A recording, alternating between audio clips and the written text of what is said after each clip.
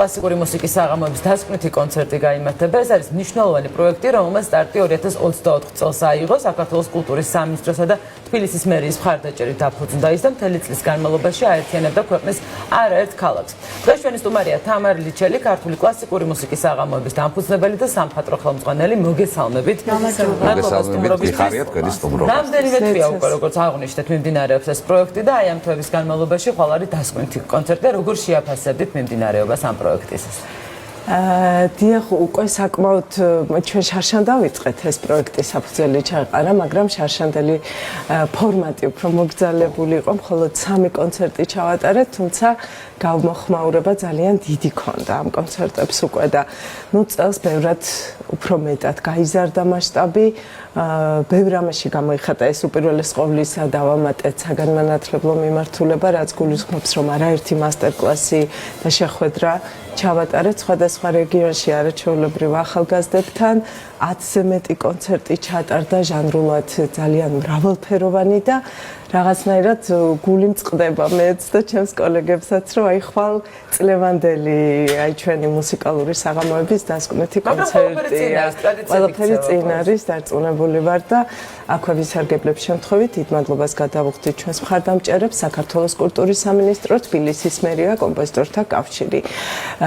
ხვალინდელ კონცერტზე იცით ძალიან ისეთი პროგრამა იქნება, რომელსაც ყველა მოსმენს ძალიან დიდი სიამოვნებით. მაგალითად რაღაც თუ შეგვიძლია ამის შესახებ. უპირველეს ყოვლისა, რა თქმა უნდა, მინდა ვთქვა, რომ ალოიზ მიზანდარის რომანსი შესრულდება, რომელიც ისტორიული მნიშვნელობით გამოირჩევა, იმიტომ რომ ეს გახლავთ პირველი ბეჭდური ქართული ნაწარმოები. 1863 წელს გამოიცა, თუ არ ვცდები და ამ ხრივ ძალიან და არც სრულდება. დიახ და აი ამ თვალსაზრისით მე მგონი ძალიან ულამაზესი რომანსია.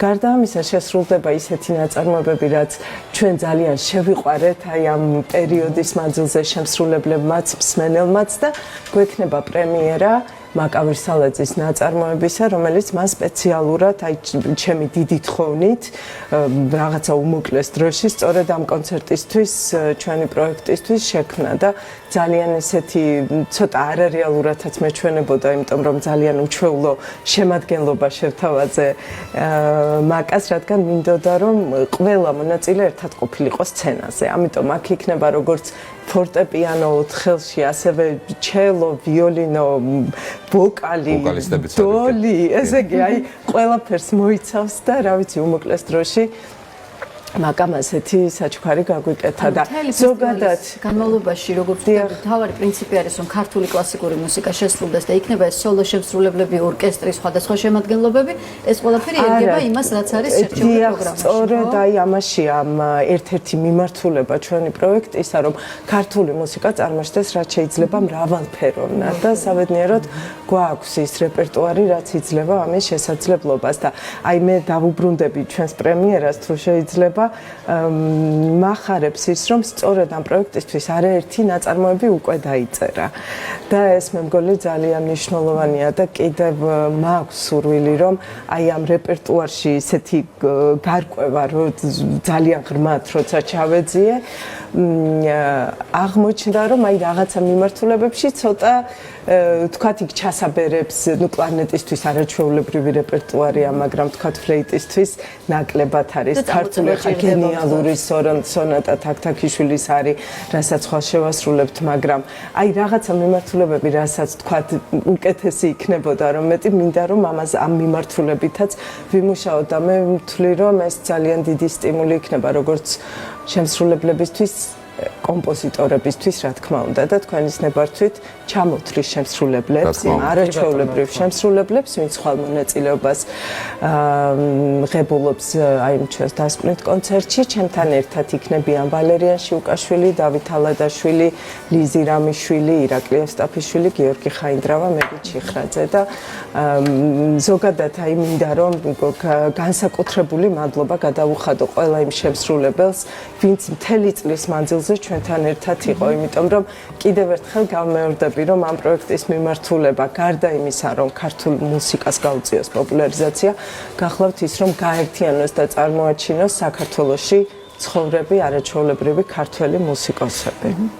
და ალბათ კიდევ იმასაც უწყობს ხელს, რომ შეიძლება ძალიან ბევრი ნაწარმოები იყო, რომელიც არ სრულდებოდა სხვათა შორის და განსაკუთრებელია, დიახ, და შესრულდება მომავალშიც და ისევე როგორც აქამდე უკვე არაერთი პრემიერა ჰქონდა და არაერთი ნაწარმოები დაიწერა სწორედ ჩვენი კონცერტებისთვის, ეს იქნება საბრძოლს ჩაუყრის იმას, რომ მომავალში განავითაროთ. რამდენ ბევრ ქალაქში იყავით, ხო? ანუ კონცერტი ქონდა. ჩვენ კონცერტები ჩავატარეთ თელავში, ბათუმში, ბორჯომში, ქუთაისში, ზესტაფონში, სენაკში და შემდეგ წელს გვინდა რომ მოვიცვათ ის რეგიონები, სადაც არ ყოფილვართ და ასე თანდათან ქართული მუსიკა. იცით რა, ძალიან ხშირად სრულდება, მაგრამ აი კონკრეტულად იმ იდეით, რომ საქართველოში მცხოვრები ქართველი მუსიკოსები ერთად ასრულებდნენ სწორედ ქართულ მუსიკას, ეს არის პირველი შემთხვევა. პირველი და ძალიან კარგი შემთხვევა ძალიან მე მგონი მნიშვნელოვანი, დიახ. წარმატებას გისურვებთ. არ გითხოვს მე მგონი სად და რომელ საათზე. ხო, ეს არის ძალიან მნიშვნელოვანი. ძალიან მნიშვნელოვანი კონსერვატორიის მცირე დარბაზში ხვალ 3 დეკემბერს 6 საათზე დასწრება თავისუფალია, აქვე დავამატებ და ველოდებით მსმენელს. ძალიან დიდი მადლობა. თითქოს მთავრდება ხო ეს რაღაცა ეს ეტაპი, მაგრამ ალბათ უკვე მზადებას დაიწყებთ უკვე შემდეგი ეტაპისთვის და დარწმუნებული ვარ, რომ წარმატება გექნებათ ისეთივე როგორიც ახლა გქონდათ. დიდი მადლობა სტუმრობისთვის და ყველა საქმეში გამარჯობა თქვენ. მადლობა. მადლობა.